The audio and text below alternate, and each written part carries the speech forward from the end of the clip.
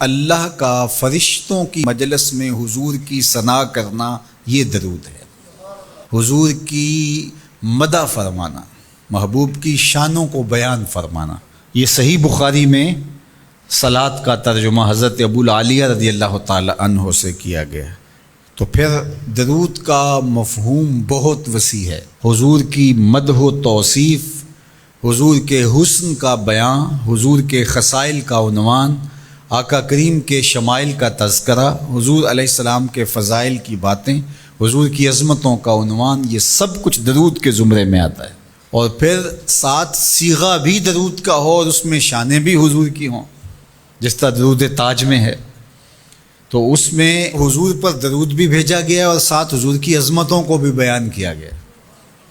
تو یہ ایک خوبصورت گلدستہ بن گیا۔ درود شریف کے جو مفاہیم بیان کیے گئے ہیں، ان سب مفاہیم کو یہ اپنے جلو میں لیے ہوئے ہے یہ درود۔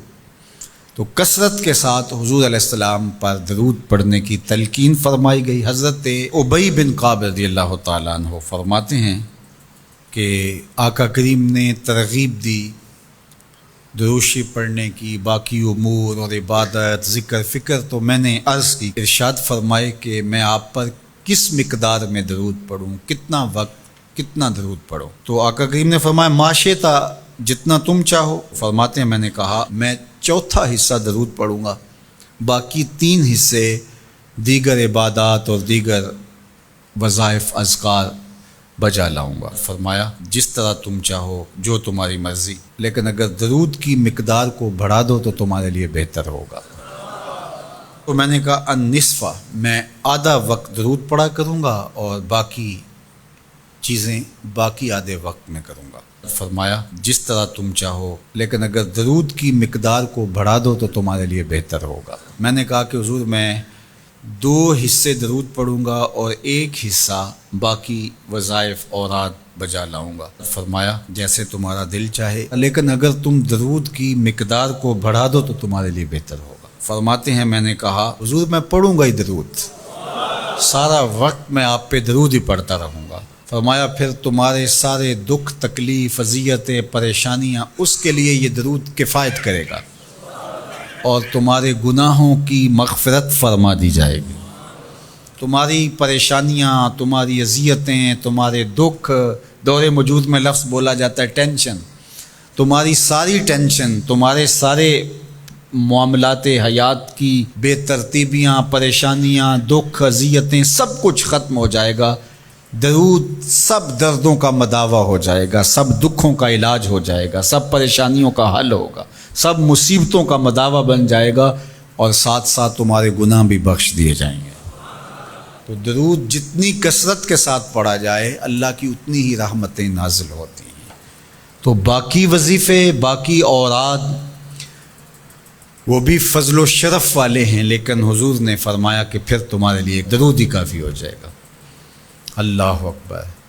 فرمایا جو میرے اوپر 1 مرتبہ درود بھیجتا ہے، اللہ اس پر 10 رحمتوں کا نزول فرماتا ہے۔ اور ایک حدیث میں آیا جو 1 مرتبہ میرے اوپر درود بھیجتا ہے، اللہ اس کے 10 گناہ معاف کرتا ہے، 10 درجے بلند کرتا ہے اور 10 رحمتوں کا نزول فرماتا ہے۔ تو درود پڑھا حضور پہ کام اپنا بن رہا ہے۔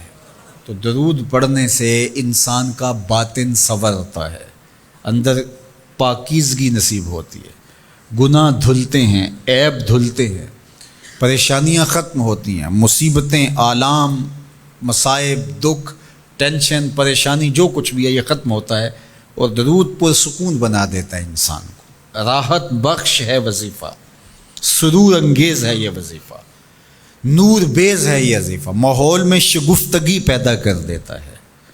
اگر درود شریف پڑھو گے تو تمہاری بہت ساری پریشانیاں ختم ہو جائیں گی، تمہارے دکھوں کا مداوع ہوگا، تم ریلیکس ہو جاؤ گے درود پڑھنے۔ یہ درود شریف کی برکات ہیں۔ 1 مرتبہ درود پڑھنے سے 10 رحمتیں نازل ہوتی ہیں، اور جو بار بار حضور پہ درود پڑھتا ہے تو بتاؤ کہ کتنا بڑا ذخیرہ رحمتوں کا اس کے اطراف میں پھیل گیا۔ تو اس لیے کثرت کے ساتھ درود پڑھنا چاہیے۔ حضور علیہ السلام نے یہ بھی ارشاد فرمایا کہ جو میرے اوپر درود پڑھتا ہے میرے اوپر لازم ہے کہ میں اس کی شفاعت کروں گا۔ شفاعت رسول کے حصول کا ذریعہ درود بنتا ہے، چونکہ ہمارا آسرا ہی حضور کی شفاعت ہے۔ وہ دامن شفاعت کھولیں گے تو ہم گناہ گاروں کا کام بنے گا، اور وہ نصیب کیسے ہوگی حضور علیہ السلام کی شفاعت؟ کثرت درود سے۔ یہ بھی ارشاد فرمایا آقا کریم نے، قیامت کے دن میرے سب سے زیادہ قریب وہ ہوگا جو کثرت کے ساتھ میرے اوپر درود پڑھنے والا ہو۔ تو حضور کی قربت کا ذریعہ بھی درود ہے۔ کون سا مومن ہوگا جس کو حضور کے دیدار کا شوق نہیں ہے؟ کثرت درود کی برکت یہ ہے کہ حضور کا دیدار نصیب ہوتا ہے۔ حضور کا دیدار نصیب ہو جائے تو بتاؤ اور کیا چاہیے۔